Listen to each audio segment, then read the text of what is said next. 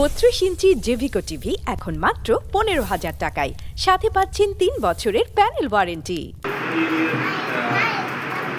গ্রামে প্রবাসী মোহাম্মদ সোহাগ মিয়ার মেয়ে সামিয়া আক্তারকে তার সৎ মা নির্যাতনের করার পরে সে তার মৃত মায়ের খবরে গিয়ে কান্নাকাটি করার একটি ভিডিও ভাইরাল হওয়ার প্রেক্ষিতে সোশ্যাল মিডিয়া ভাইরাল হওয়ার কারণে এটা প্রশাসনের সহ এলাকার বিশাল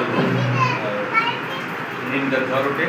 তার প্রেক্ষিতে আমাদের জেলা নির্বাহী অফিসার মহোদয় তিনি আমাকে বলার পরে আমি সাথে সাথে ওখানে গিয়ে মেয়েকে এবং মেয়ের মাকে নিয়ে জেলা নির্বাহী অফিসের সামনে আসি এবং অনেক আলোচনা করে আমরা ঘটনার সত্যতা পাই।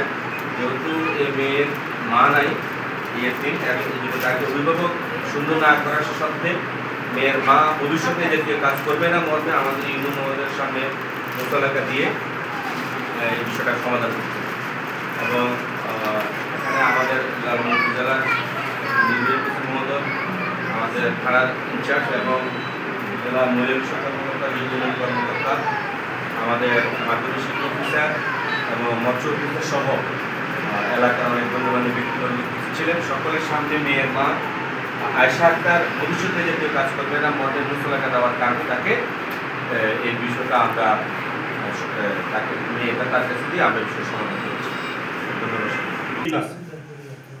আমরা তার অবজারভেশন থাকি যদি 1 মাসের ভিতরে এই মেয়েদের দায় সঠিকভাবে পালন না করে, খাওয়া দাওয়া থেকে শুরু করে শাসনতা আদরতা স্কুল লেখাপড়া যদি না করো আমরা কিন্তু ব্যবস্থা নিতে পারি।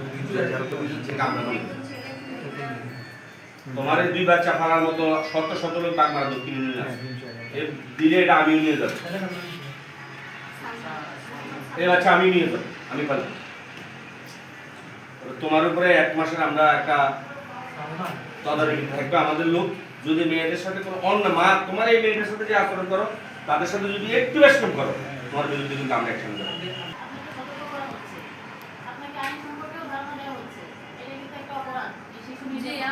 আমি কোনোদিন আমি কইছি আমি সবার হাতে পায়ে ধরে ক্ষমা চাইতে আছি, আমার ক্ষমা করে না। আমি কোনোদিন মায়ের আমি খাওয়ানো পড়ানো কাছে রাখবো সবকিছু করবো, কিন্তু মায়ের গায়ে কোনো হাত দিতাম না।